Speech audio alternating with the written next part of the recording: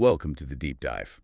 Today, we're really digging into a specific period, the Trump administration, from January 2017 to January 2021. That's right. And we're focusing on justice and equity during those years. Exactly. We've got this in-depth analysis from roamingaround.com that we'll be working through. It raises some really interesting points about the challenges and, well, the responses during that time. Yeah, our goal here is basically to pull out the key insights, help make sense of the dynamics that were, really shaping things. So where does the analysis start? What's the first major theme? Okay, so the article kicks off with this concern about, and this is their phrase, the erosion of legal norms. Right. Erosion of legal norms. That sounds serious. What exactly are we talking about? What did that look like on the ground? Well, one big thing the analysis points to is how the administration interpreted executive power. Yeah. Often in a, shall we say, expanded way. Okay. So asserting more authority than maybe past administrations had. That was the perception, yeah. Lots of observers felt it was pushing the boundaries. And this wasn't just like abstract legal stuff. It had real effects. So what were the main worries stemming from that, this expanded view of executive power? I mean, the core concern, according to the analysis, was about the balance of power. The separation between the executive, legislative, and judicial branches. The checks and balances, that fundamental part of the U.S. system. Precisely. If the executive branch is seen as consistently overstepping, it naturally raises questions about whether that balance is being maintained. And that balance is there for a reason, right? To prevent any one branch from becoming too dominant, to ensure accountability. Exactly. It's fundamental to the rule of law, as the article stresses. Okay. And was it only about the executive branch's actions? No, not at all. The analysis also digs into the federal judicial appointments. There were a lot of them. A significant number, yeah. And that's where the long-term impact really comes into play, doesn't it? It does. Because the sheer volume, combined with this perception, rightly or wrongly, that politics was a major factor in this elections. It sparked this whole debate about judicial independence. Right. Was it about legal expertise, or was it more about political alignment, ideology? And the worry there is if the judiciary is seen as political, does that damage its impartiality, its credibility as a neutral arbiter? That's a core question, yeah. Public confidence is key. Does the analysis give specific examples of this sort of erosion? It does. One example mentioned is the dismissal of certain cases involving political figures. Okay, and what's the implication there? What message does that send? Well, the potential issue highlighted is about equal justice. If it looks like legal outcomes depend on political connections, then it undermines the idea that the law applies equally to everyone. Exactly. It could make people lose faith that the system is fair, that accountability is based on facts, not, political standing. Got it. And another example the article brought up was the use of executive orders. Right, using them to bypass Congress. How did that fit into this picture of eroding norms? Well, the legislative process involving Congress is meant to be deliberative, representative. If executive orders are used frequently to get around that, it can look like laws are being made by one branch alone. Kind of undermining that check and balance, yeah. It challenges the idea that lawmaking is this broader, agreed-upon process. Okay, so that covers the legal norms aspect. Let's shift gears a bit. The analysis also looks closely at the impact on social justice movements. Ah, right. And it sounds like it was a period of, well, both challenges and increased activism. That's the picture it paints. Let's break it down. Starting with racial equality, what were the key things happening there, according to the analysis? Two major points stand out. First, there was a rollback of federal oversight and police practices that caused a lot of concern. Okay. And second? Second, and this was huge, the Black Lives Matter movement gained enormous prominence, especially after the death of George Floyd. George Floyd's killing really felt like a turning point, didn't it? The analysis mentions resistance from some official quarters to BLM. Yes, there was resistance. But also, simultaneously, much greater public awareness and solidarity. How did that dynamic play out? It's interesting, right? Social change often faces pushback. But at the same time, the movement undeniably pushed systemic racism into the mainstream conversation like never before. So even with opposition, it raised awareness. Massively. It sparked broader discussions, built solidarity across different groups, all recognizing this urgent need for reform. Okay. What about gender justice? The analysis mentions reproductive rights and healthcare access. Yeah, the administration's policies in those areas definitely intensified debates and legal fights. And the reaction. More activism, galvanized women's rights groups, increased grassroots efforts, really pushing back against what they saw as regressive steps. And for LGBTQ+ rights, the analysis mentions attempts to roll back protections, particularly for transgender people. Correct. There were efforts to undo certain protections. But it wasn't all negative. No, it's described as more complex.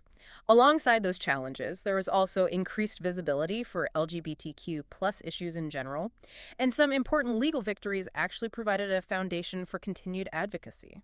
So a mix of setbacks and resilience. Pretty much sums it up. A tough environment, but the fight for equality was very much ongoing. Okay, let's turn to the judiciary itself.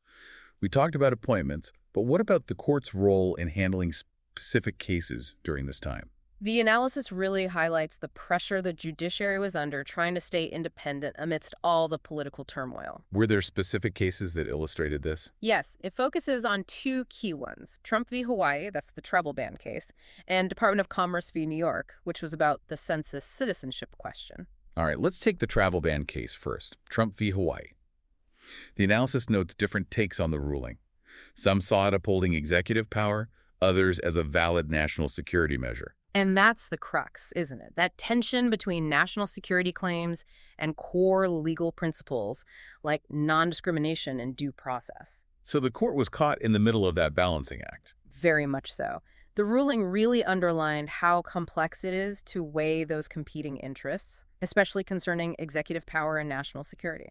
Okay, and the second case, the census citizenship question, Department of Commerce v. New York. The analysis presents this as the court pushing back. Yes, that's how it's framed. The court ultimately blocked the attempt to add the citizenship question. And the significance of that ruling. Well, the concern was that adding the question could lead to an undercount, particularly in immigrant communities, which would then skew Democratic representation and resource allocation. So the court's decision was seen as protecting the integrity of that democratic process. Exactly. It was viewed as an important check on an executive action that many felt could undermine fair representation. Moving on, the analysis brings up media, misinformation, and public perception.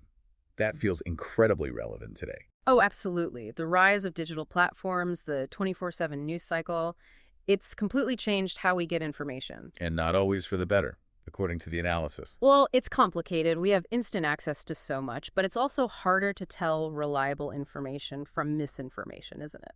Definitely. And the analysis specifically points to the spread of misinformation during the Trump era. What was the impact on public trust? It argues that it eroded trust in institutions, trust in the media, even trust in the justice system itself. And why is that erosion of trust so damaging when we're talking about justice? Because, fundamentally, a justice system needs public trust to function effectively.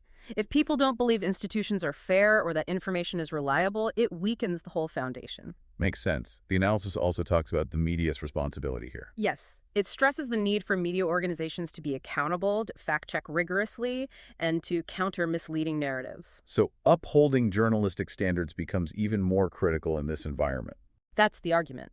A commitment to accuracy and transparency is vital to help the public navigate this complex information landscape and understand issues of justice clearly. Okay, let's look at the next theme, opposition and resistance movements. The analysis describes a surge in activism. A really significant surge, yeah. Diverse movements popping up or intensifying in response to perceived injustices. Can you give some examples highlighted? Well, the Women's March is mentioned prominently, especially early on. It brought huge numbers of people out. A massive mobilization. What were its main goals? It was broad, covering women's rights, inequality, healthcare, reproductive rights, a whole range of issues. It was a powerful expression of dissent. And it showed the power of large-scale civic action. Absolutely. And beyond that, the analysis notes groups like Black Lives Matter really stepped up their efforts against systemic racism and police brutality during this period, too. Gaining even more visibility. Yes, building on years of work, but reaching a new level of public consciousness and support. The analysis also mentions things like voter registration drives, town halls, that kind of grassroots civic engagement. Right, emphasizing that active participation is key. Voting, contacting officials, local advocacy, it's all part of holding leaders accountable and pushing for change. Which leads into the next point, the influence of partisan politics. The analysis suggests deep divisions really hampered progress on some key issues. That's a major theme. Issues like police reform, immigration, healthcare, they became highly polarized. Can you give an example of how that polarization played out? Police reform is a good one. The analysis notes you had very different, often opposing views from different political sides on what the problems were and how to fix them. Finding common ground became incredibly difficult. So partisan gridlock stalled potentially crucial reforms. That's the argument. Ideological battles often overshadowed attempts to find practical, bipartisan solutions in several key policy areas. All right, so bringing it all together, what are the main lessons from the Trump era that the analysis identifies for people focused on justice and equity? Several key takeaways. First, the need for constant vigilance. Progress isn't guaranteed. It needs to be actively protected. Okay, vigilance. What else? Second, the power of community solidarity. When different groups work together, their voices are much stronger. Makes sense. Unity strengthens advocacy. And third, the importance of aiming for systemic change. Addressing the root causes of injustice, not just tinkering around the edges with piecemeal reforms. So looking beyond just surface-level fixes. Exactly. Deep structural change is often needed. And finally, the analysis offers a concluding thought, looking forward. What's the message there? It basically reiterates that the fight for justice is ongoing. It requires sustained effort. And how does it suggest moving forward? It mentions using tools like technology and social media for activism, the value of community dialogues and education to build understanding, and forming alliances, especially with nonprofits. So continued action, leveraging modern tools, and building coalitions. That seems to be the gist. It's a long-term commitment requiring collective action. Okay, so reflecting on everything we've just discussed, all the challenges and lessons highlighted in the analysis, here's something for our listeners to think about. Given this complex period, what's one specific area or action you personally feel is most critical right now for advancing justice in today's climate? Just something to ponder. A great question to leave folks with. Indeed. Well, thank you for joining us for this deep dive.